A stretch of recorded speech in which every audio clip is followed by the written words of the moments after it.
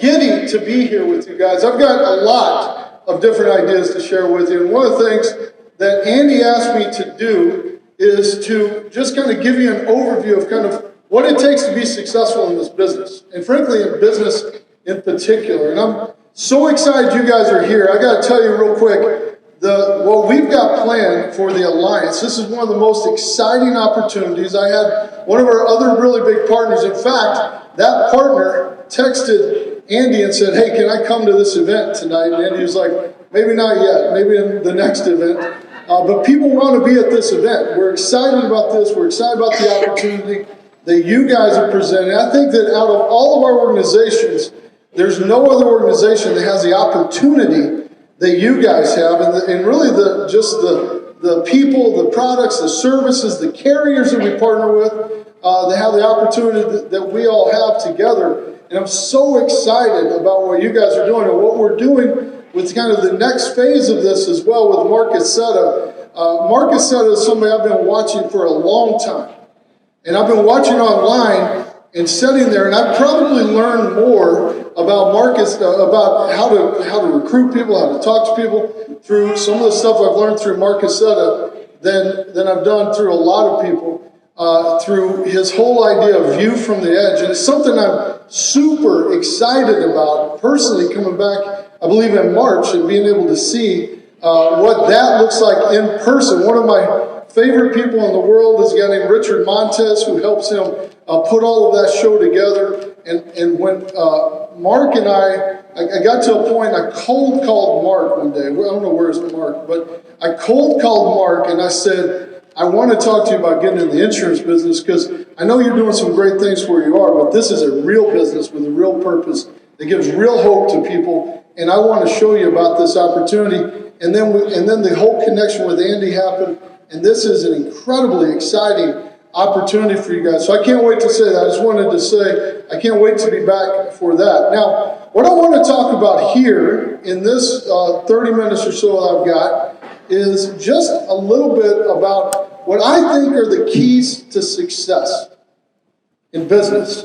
Integrity has seen so much success. I started Integrity out of my house, and today we're in a high-rise in Dallas, the most recognizable building in Dallas. This last year, we sold $20 billion worth of premium and helped over 4 million people. And we've seen a lot of success, but that's not where it started.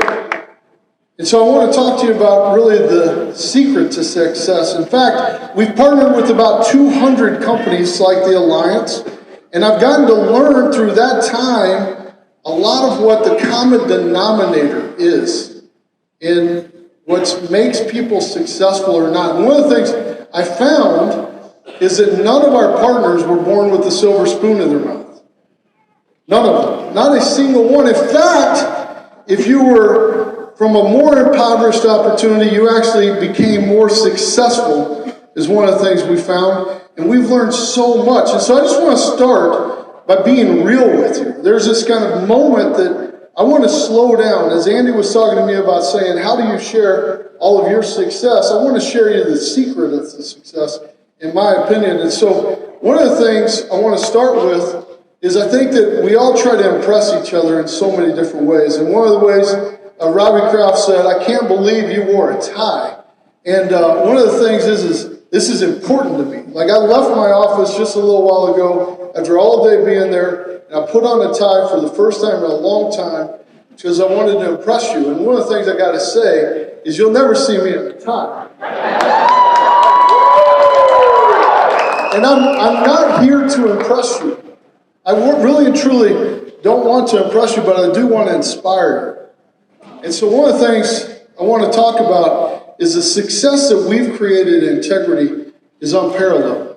In fact, a couple of weeks ago, David Solomon from Goldman Sachs, the chairman and CEO of Goldman Sachs, was sitting in my office talking to me about the opportunity we have, what we're building here at Integrity, and just the amazement that he had. But he didn't see all the things that went through that. So just to start back from the beginning, I grew up in a really small town in West Texas. My parents owned funeral homes. It was a very small town. We grew up not really making ends meet. I remember as a kid waiting in line for government cheese and government milk and government subsidies. And we didn't know any better. It was just the fact that we were trying to make it work. My dad was a small business owner, and we were trying to make it work. And I remember as a kid, I wanted to be Roger Staubach. Anybody else want to be Roger Staubach? I wanted to be Roger Staubach. I'd watch Roger Staubach on TV, and I would sit there, and then my parents I had a basketball goal, and we hung this tire from the basketball goal, from my basketball goal, and they had it swinging there, and I would, every day, run back, and I would set up, throw, and try to hit it and go through the ring. And as a junior high kid, I was doing that all the time, like nonstop. I would get out there, throw the ball, and then there's this neighbor. One of my neighbors was a high school football coach, and part of me wanted to impress him. I was out there all the time, and one day he looks over over the fence. His name's Coach Griffin. Still remember him. I can still see his face to this moment. He looks over the fence. And he says, "What are you doing?" So I'm probably in 6th grade.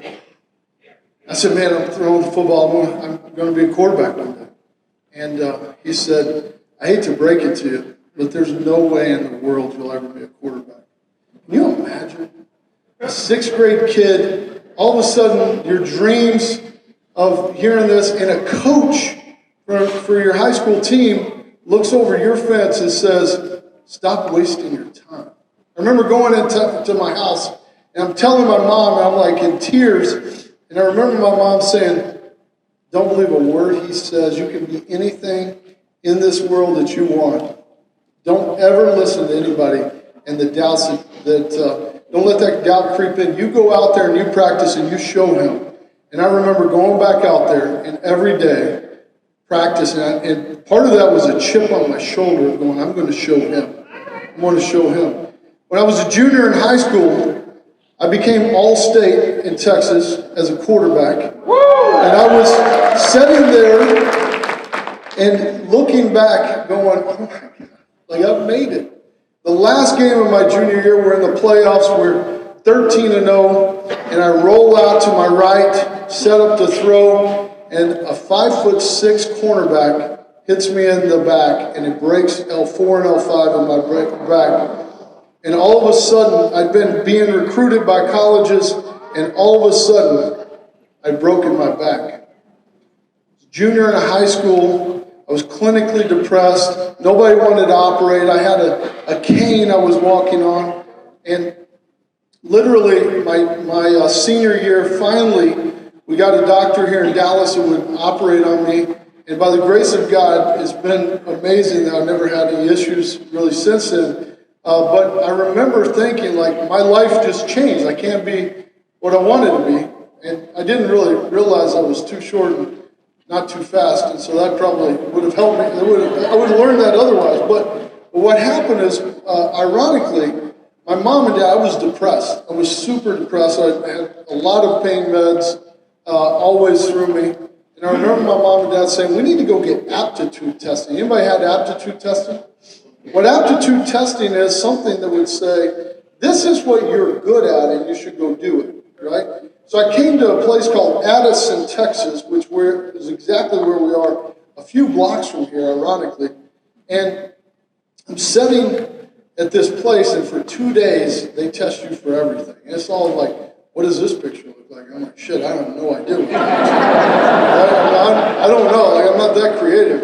And what happened is the aptitude testing process we go through, they pretty much said, you're not that smart, to be honest with you. And you probably should not go to a 4-year college. You should go to a community college, and then you should look at doing something outside of that. So again, I'm sitting there like, geez, I was hoping to go to college. I was hoping to do this. And my mom said, don't, on the drive home, 5-hour drive home, I'm already depressed. I've already been hooked on pain meds.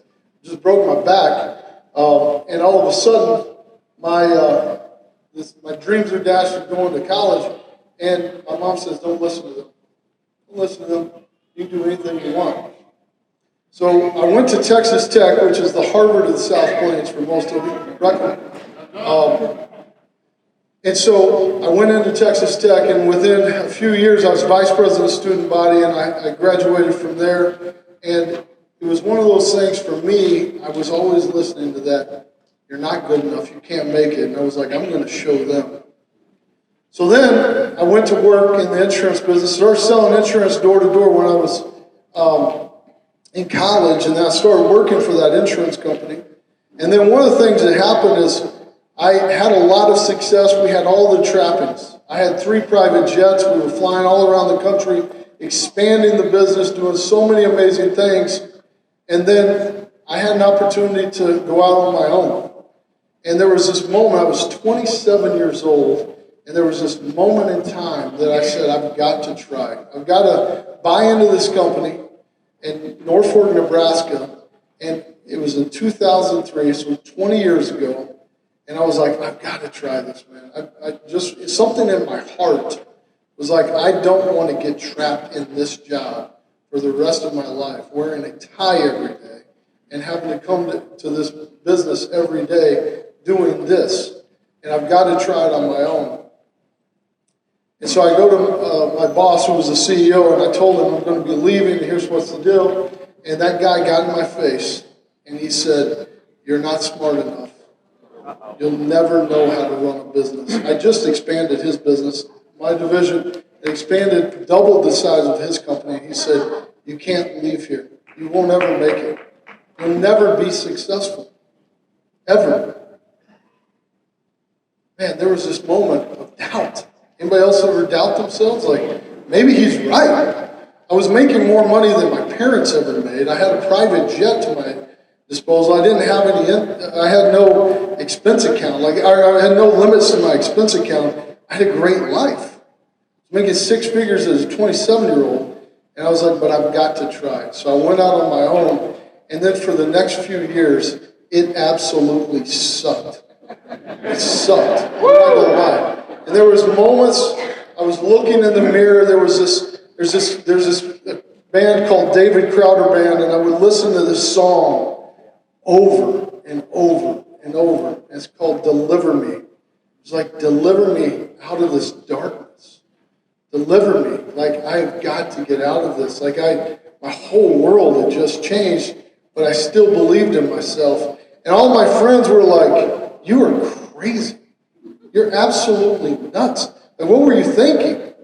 Right? I had a girlfriend that was sitting there like, what the hell were you thinking? We had a great life, and now what are you doing? So I left her, and I left most of my friends, and I said, I'm just going to go find other friends. I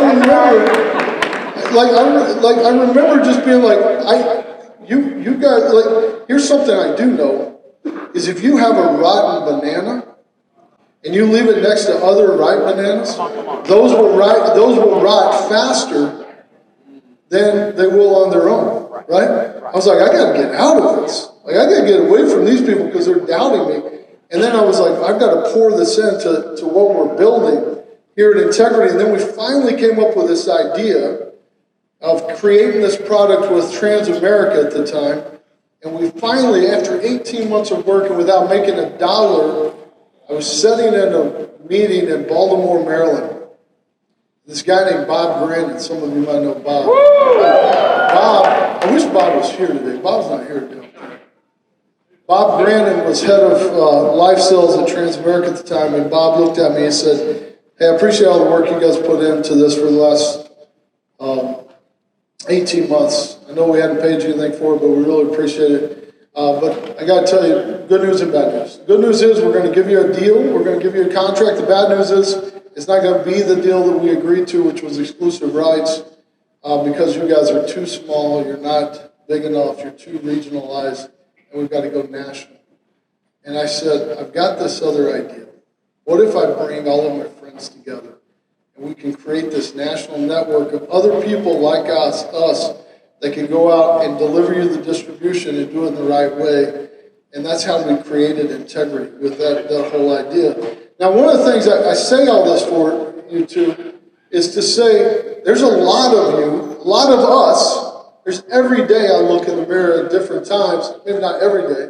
There's a lot of days you look in the mirror and you go, dude, why am I going to that meeting? Right? Or why, can I do this? Or, man, I'm tired of this rejection. Or, I don't know if I've got the money. Can I invest in my business the way that I should, right? And the one thing I know is that most successful people have the same thing. They had very similar backgrounds. In fact, out of all of our partners at Integrity, there's been this common thread, is that people were doubting themselves, they were doubting themselves, they were being doubted by others, and somehow they overcame it to accomplish something more. In fact, we're not alone. If you look at really, really successful people, I started looking through some people today as I was thinking about this, of thinking, who else was like this? There was a guy named Steven Spielberg. You ever heard of him? Steven Spielberg? Steven Spielberg wanted to go, his dream was to go to the University of Southern California, USC, wanted to go to their film school. He had this idea about this movie, and he really wanted to go to the film school. And he got rejected twice, 2 times. Today, there's a building on USC's campus named after Steven Spielberg. That's a middle finger. That is show you. What about Thomas Edison? Anybody heard of Thomas Edison? Thomas Edison is probably the greatest failure of all time in business. In fact, to create the light bulb, they say he went through 1,000 failures, but he finally figured it out. And today, can you imagine what this world would be like without Thomas Edison? He also went on to invent over 1,000 other patents that have changed our lives. But he was considered a failure in so many different ways. There's this guy named Walt Disney. Walt Disney was working for a newspaper, and his editor said, "You have no imagination. You need to find another job. You have no imagination." He went on to create Disney. His name is a verb. It's amazing. Another one. Einstein was dyslexic. He had dyslexia as a child. And they told his family, he's not smart enough, he's never going to make it. And today, if you're one of the smartest people in the room, they call you an Einstein. Just think about that for a second. Abraham Lincoln. Abraham Lincoln is one of the biggest failures that you might ever see. Ever. If you just look at his sheet, he failed every time he tried to start a business. He failed in getting elected. He kept on running for office, to try to get elected. And today, he's arguably the greatest president we've ever seen, that changed the world and changed history by freeing mankind in so many ways. Just think about the impact that Abraham Lincoln had. If he would have listened to any of those failures or stopped investing in himself, just think of what that would be.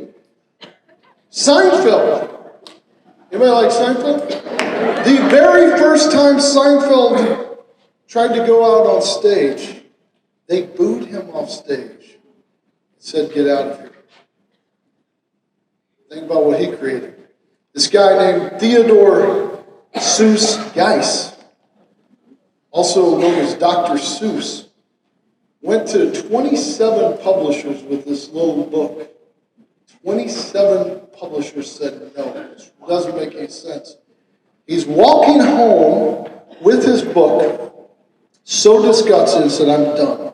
And he runs into a friend. And his friend says, "What's wrong?" He says, "You're not going to believe this. I've tried 27 times. And I failed. I'm about to go home and burn this."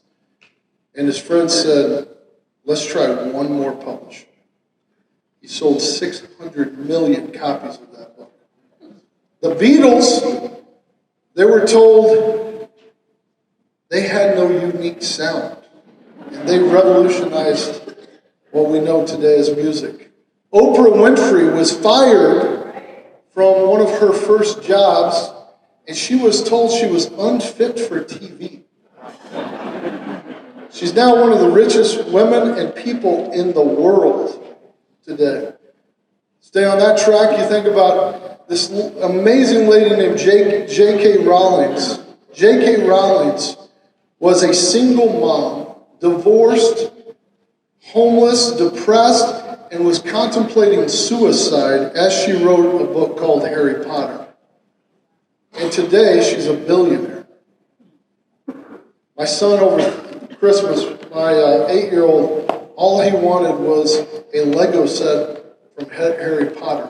And he just built it. Like, you just think about, like, the impact of what that has because she didn't give up. Elvis Presley, Elvis, the king of music, right? The king. Elvis Presley went on the Grand Ole Opry. For the first time, he was a truck driver, gets to the Grand Ole Opry. He says, I finally made it. I'm going to be on the Grand Ole Opry, sells his truck. I'm in. I'm going to be a musician.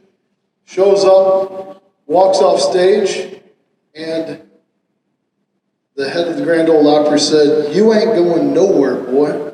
You ought to go back to driving trucks. He'd already sold his truck, so he stuck with music. Michael Jordan, he got kicked off of the high school basketball team. Think about that. Can you imagine being that coach? My coach told me I wasn't going to be good enough, and he was probably right. But Michael Jordan? Oh my God. You want to be more current? Let's be more current. Did y'all watch the college football playoffs? I have no dog in the hunt on anything. Stetson Bennett IV inspired me. This guy was a walk-on from a small town in Georgia, and he was told, you are not good enough. You're not good enough. And so he left, and he went to be at a JUCO, junior college, played there, went back, and they said, you're still not good enough. Last year, he won a national title with Georgia. Last year, he won a national title with Georgia while looking over his shoulder the whole time to see if they were going to replace him because his offensive coordinator still said, you're not good enough. So the whole time he's sitting there. Last week, he won another national title, went back-to-back. He's been a 4-time MVP of every postseason game bowl he's been in, and he is still going to be told he's not good enough. If I could invest in a kid right now, if I could say, listen, I'm going to give you some money, I want a percentage of whatever you become, I would invest in this kid. Because with that attitude, can you imagine what he's going to become? It's amazing. There's some other things. Let's just go into some other things. My wife told me I was going through too many examples, but I'm going to go. Noah. I'm going to tell you a few. I'm going to go a little deeper here. Noah's Ark. Man, listen. I mean, this is such a great children's story. Anybody have little kids? You tell the children's story. Think about going to your nursery. You want to build out your nursery. You're having a boy or a girl, and you want to have it all decorated. Noah's Ark. Did anybody do that? I don't want to. You did it. Perfect. Is that not amazing? My wife, whenever we were having our first kids, she wanted to build out the nursery in Noah's Ark, and I said, you do know what the story behind Noah's Ark is, right? This is where God said, Noah, listen, I'm going to kill everybody and everything. Everything's gone. And I need you to get everything you can on board, so two of each animal, so we can replace everything. Now it's been simplified down to a children's story, but think about Noah. So this guy named Noah in the Bible, if you really look back in the Bible, Noah was from a place that was hundreds of miles from the ocean. Hundreds of miles from the ocean. If you go back, and scholars will say that at that time, you can read this in Genesis, at that time, God said to him, I want you to build an ark, a boat, and here's the directions. But here's the funny thing is, he's probably never seen a boat before in his life because he's hundreds of miles from the ocean. In fact, at that time in the Bible, if you just go through Genesis and history, and read some scholars. Rick Warren's done some work on this. There had never been rain before. So God said, I'm going to make it rain for 40 days, 40 nights, and I'm going to flood the earth. But he had never even seen rain. So can you imagine? He tells his sons, grab a hammer and here's the plans, and we're going to try to build something that we've never seen before. And something's going to fall from the sky that we've never seen before. And then everybody around you is going to be killed, but we're going to survive. And by the way, we need to go collect all the animals that we don't know how to collect, but we're going to figure it out. Can you imagine all the people, all of his friends going, what the hell are you talking about? Like, how crazy? Like, seriously, how crazy was he? He wasn't crazy. Or he just had amazing faith that I believe in a higher power. Think about another example. David and Goliath. Can you imagine this 9 foot tall man? I met Shaq not too long ago. He's the biggest human I've ever met in my life. He was impressive, one of the nicest guys in the world. He shook my hand. His fingers came to like here. It was awesome. It was freaking awesome. It was like awe-inspiring.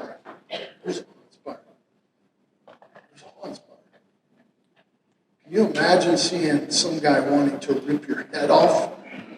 Right? And you go out there, and the king says, take my armor. And he says, I can't move in it. It's so heavy because I'm such a little kid. And he takes it off. He takes a few stones and a sling, and he kills the giant. Think about that. It's now become like this idea of David over Goliath, and David and Goliath stories. Get through a couple of other examples. Steve Young is one of my best friends. I talked to him last night. Steve's the chairman of our board. I owe him a lot. Steve was 9th string quarterback. He was 9th on the depth chart at BYU. He got into BYU. He was 9th on the depth chart. He worked his way up. He finally made it into the NFL. He took a little detour to the USFL back in the day and went to the NFL, and then he gets behind Joe Montana. It'd be like backing up Tom Brady. Like literally, Joe Montana was Tom Brady when Tom Brady was a little kid. Right? And then he had to sit there. He didn't waste his time. He went to law school. He got his law degree. He started thinking about what's after football, because I'm not sure what's going to happen here. And then he's the first quarterback in the history of the NFL that followed another Hall of Famer to the Hall of Fame. Wow. Think about that. The next one, if you think about just the perspective here, is that there had never been another quarterback that followed to the Hall of Fame like that. So Dan Marino is still Dan Marino in Miami. There's never been anybody who really replaced him. Yeah, you start looking at some of these guys like John Elway's still John Elway. Now, you just talk about Peyton's little stop, but it is what it is, right? It's crazy. It's amazing what he did. And then there's a guy named Andy Albright, Andy and Jim. I mean, first of all, none of us would be, somebody asked me, one of my good friends asked me one day, he said, I can't believe you're self-made, right? I said, man, none of us are self-made. I may be she-made, but I'm not self-made. Because my mama and my wife helped me get everywhere that I am today. And I would say the same thing about Jane. Andy wouldn't be Andy without Jane. But think about the humble beginnings that they had. Think of one of the things I tell you that inspires me the most about Andy is the fact that he never gives up, man. He never gives up. Something happens, he just says, okay, man, we're going to do something different. Am I okay on time? I'm going to keep going until you can pull me off later. He never gives up, man. He never gives up. He always just keeps finding a way. Sometimes they're crazy ways, but they're a way. But they should keep on pointing to the north, man. It's amazing. It's incredible. So there, you think about all these opportunities, all these people that just continue to do this. And then I got to tell you, the greatest example that I've ever heard of was Jesus. So, I'm not used to that in a business meeting. Still a historical figure, right? So Jesus was doubted by everyone. Can you imagine being the creator of the world, right hand of the Father, and all of a sudden having to have somebody change your diaper? Having to have somebody help you walk? All those things, and all the things that went through without going into all the detail. But everybody doubted him. Even his own followers. But you know what he did? He stayed focused. And the last night, so this meeting that we're having is about how do we come up with a great plan? How are we going to build an amazing alliance this year in 23? So think about, if this was the last night, you know you're going to get arrested, you know you're going to die, and Andy's sitting there and he pulls together the top people like this. He says, hey guys, we got to get together, right? Most of us, if that was in my office, I'd be like, listen, you need to do this, you need to do that, you'll need to sell this, you need to buy that, you need to call these guys, like I'm going to give you all the things really fast, as fast as you can write, right? What did Jesus do? If you read, he pulled them together, took off his cloak, his outer garment, jacket, he laid it on the floor, and he got down on his knees. He got down on his knees, and he humbled himself, and he washed their feet. Now think about their feet in this time. There's sandals. There's no shoes with whoever you got, right? All the fancy stuff you guys have, especially you. Like all these fancy shoes. You don't have that. There's sandals, and they've been walking through donkey and camel urine and dirt and dust. And he washes them, and he says, serve others. Just think about that.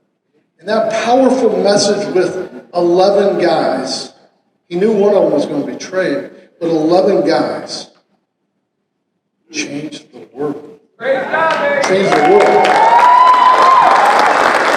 And I say all that to say, you have the same opportunity. We have the same opportunity. So, as somebody told me I can't do it, if somebody says, you're not good enough, you're not smart enough, they're right. Thank God. Because the reality is, if you looked at those disciples, none of them would probably make it on our staff. Especially Peter, that was called the Rock. They weren't like, those weren't the smartest guys in the world. And they weren't the most talented, and they doubted, and they were cantankerous, and they argued. But they changed the world. And so, if you think about what we're in this business for, as I try to summarize, this opportunity that we have to go out and change people's lives. When you're working with somebody with their life insurance, and you sit down and you talk to them about, you need this coverage. One thing I know is 100% of you are going to die. 100% of us are going to die. 100% of your clients are going to die, and they're going to be in this position. Maybe they don't want to talk about it, but they're going to be in this position at some point that their family's going to be at a funeral home, and they're going to need the products and services that you're there to serve them with. 100%. 100%. They need what we're offering, and that's the hope that we provide. From when that moment that they're sitting at a funeral home, I grew up in a funeral home. They're sitting at a funeral home, they're devastated. They're devastated, and they're sitting there going, oh my God, what do I do? What do I do? Well, thank God, your family has this life insurance. One of my best friends, when he got married, I grew up with this guy. Some of you heard the story. I grew up with this guy, my best friend. Every big life event in my life, he is there. Every single one.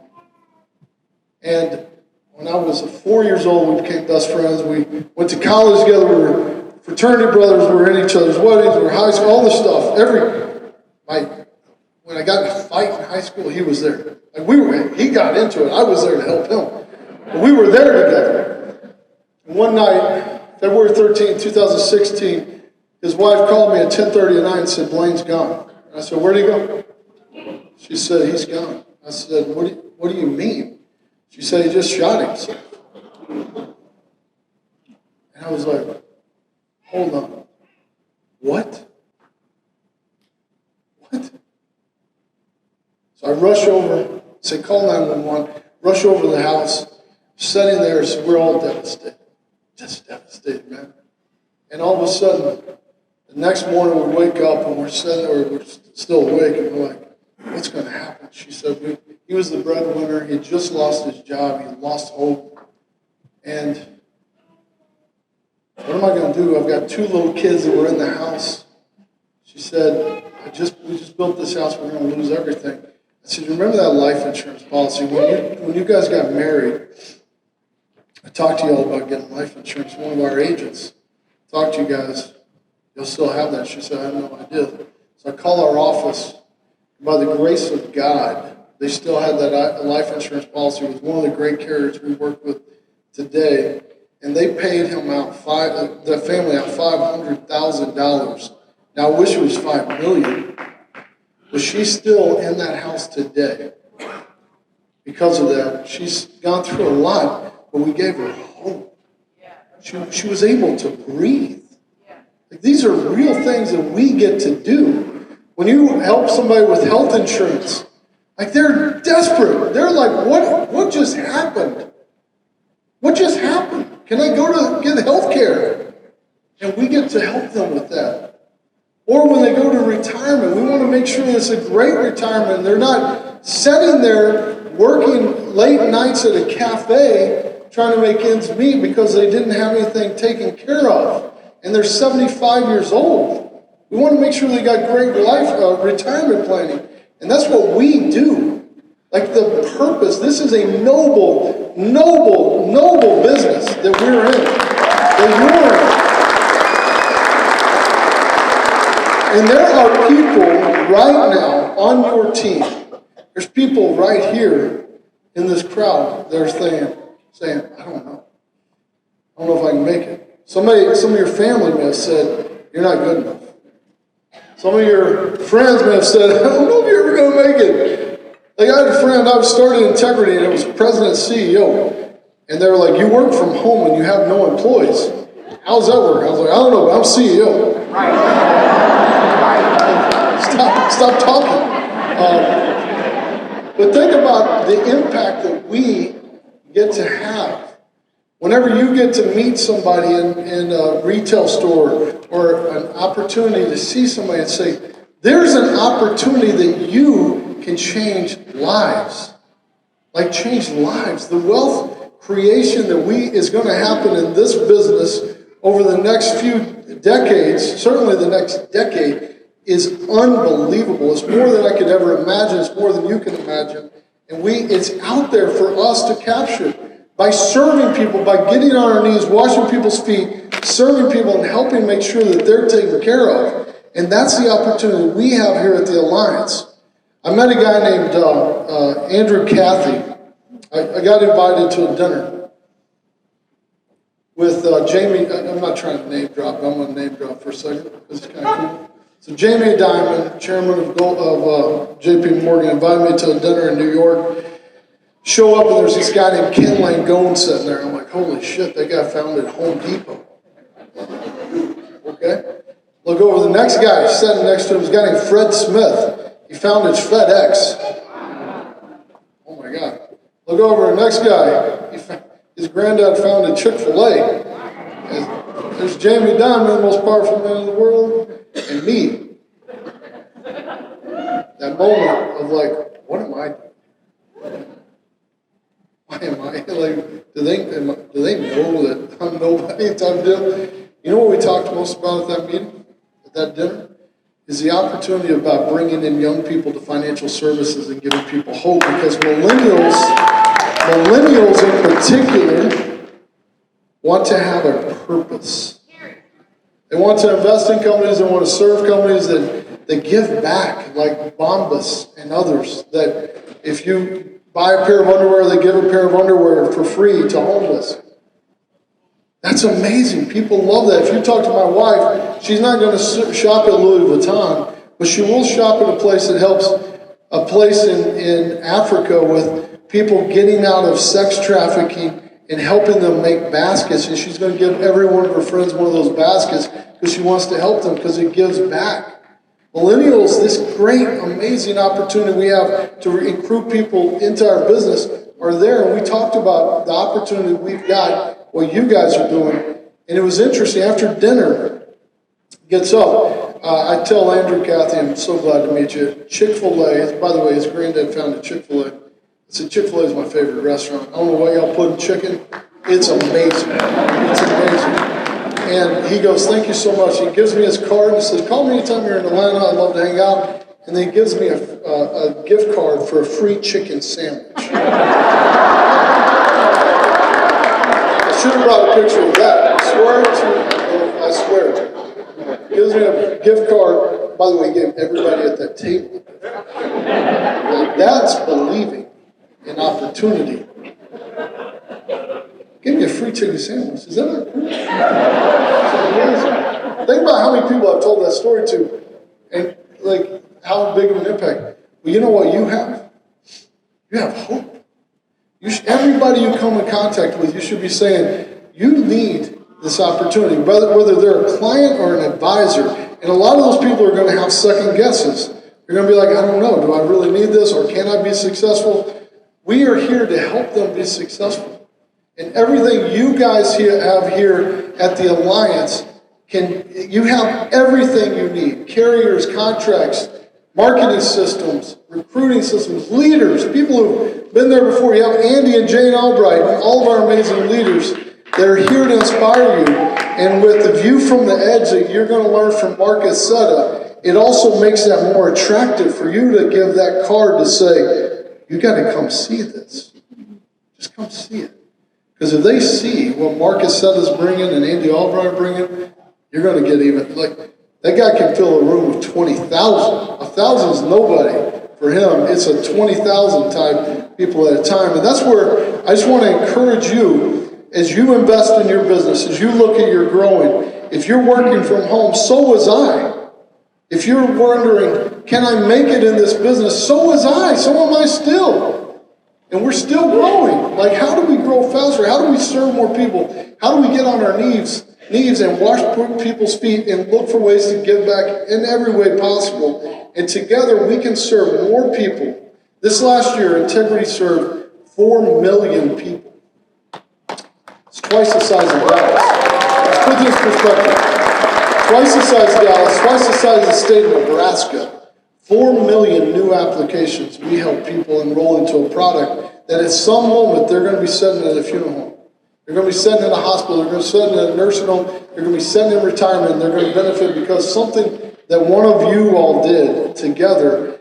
And you know what? We haven't gotten started. There's 330 million people in America, and we haven't scratched the surface of how many people we can help.